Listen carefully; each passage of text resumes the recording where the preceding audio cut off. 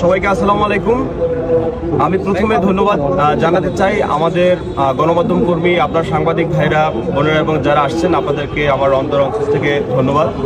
আমি সেই সাথে ধন্যবাদ জানাতে চাই আমার এই দুর্দিনে বৈষম্যবিরোধী ছাত্র আন্দোলনের পটুয়াখালী জেলার আমার ভাই বোনেরা এবং অন্য অন্য দলমত নির্বিশেষে যারা এখানে আছেন সবাইকে ধন্যবাদ জানাই।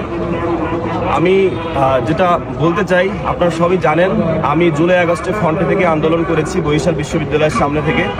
সেটা দেশের মানুষ, দেশের সবাই জানে, আপনারাও জানেন। এবং সর্বশেষ আমি ধানমন্ডি 32-এ বুলডোজারের উপরে উঠে, ট্র্যাকের উপরে উঠেও আমি স্লোগান দিয়েছি।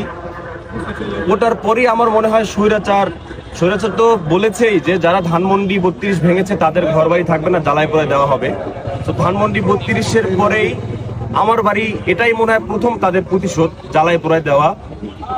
আমি দেশের জন্য কথা বলেছি, দেশের মানুষের জন্য কথা বলেছি, বাংলাদেশের জন্য কথা বলেছি, বাংলাদেশের মানুষের পক্ষে কথা বলছি এবং বলে যাবো ইনশাআল্লাহ। যার সূত্র ধরে এই স্বৈরাচার পালিয়ে গিয়েও স্বৈরাচারের বিষ দাঁত দিয়ে, কামড় দিয়ে আমার এত বড় একটা বাড়ি এক নিমিষে ভেনিশ করে দিয়েছে। আমি ঢাকাতে ছিলাম, রাত 1:45 মিনিটের দিকে এভাবে আগুন লাগাই দেওয়া হয়।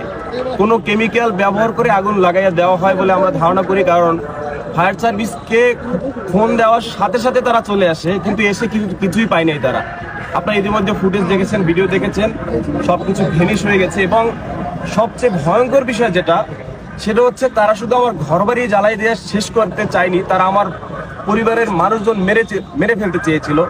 কারণ আমার বাবা যখন দেখে যে আগুন জ্বলে, তখন সে দরজা খুলে বের হতে চেয়েছে, সে বের হতে পারেনি। দেখেছে দুই পাশের দরজায় বাহির থেকে রশি দিয়ে বাঁধা। তারপর আমার বাবা ঘর ভেঙে, দরজা ভেঙে তারপরে বাহির হয়। এর চেয়ে আরো ভয়ঙ্কর বিষয় হচ্ছে, কষ্টের বিষয় হচ্ছে, আমার বাড়িতে আমার মা বাবা, ভাই ভাবি, অনলি 4 মান্থের আমার ভাতিজি ছিল, জাস্ট 4 মাস এবং 4 বছর আমার ভাতিজা। সবাই আজকে আমি কিছুই পেতাম, আজকে আমি তো আপনাদের সাথে কথা বলছি, আজকে এজ এ কাফি এতিম থাকতাম, আমি কিছুই পেতাম না। আপনারা আমার বাড়িতে গেছেন, দেখছেন সব কয়লা, এরকম কয়লার মতো আমি পেতাম। তো রাখে আল্লাহ, মারেকে আল্লাহ বাঁচাইছে, তারা বের হতে পারছে। তো এই দিক থেকে আজকে আমার সাথে এটা হয়েছে। আমরা যারা বৈষম্য বিরোধী আন্দোলন করেছি, জুলাই আগস্টে আন্দোলন করেছি, 32 যারা ছিলাম, আজকে আমার সাথে হয়েছে। আমি খুব ভয়ে আছি যে আমার সহযোদ্ধাদের সাথে এটা যেন কখন হয়ে যায়। তো সেইটা যেন না হয়, সেই জন্য আমি 7 দিনের আলটিমেটাম দিয়েছি এই সরকারকে। এই সরকারকে তো জুলাই আগস্ট আন্দোলন করে আমরাই বসাইছি, ভাই কথা বলতে হবে। এই সরকারকে তো আমরাই বসাইছি। স্বৈরাচারকে সরিয়ে দিয়ে এই সরকারকে আপনি আমি, কবি, সাহিত্যিক, জার্নালিস্ট, লেখক, আমজনতা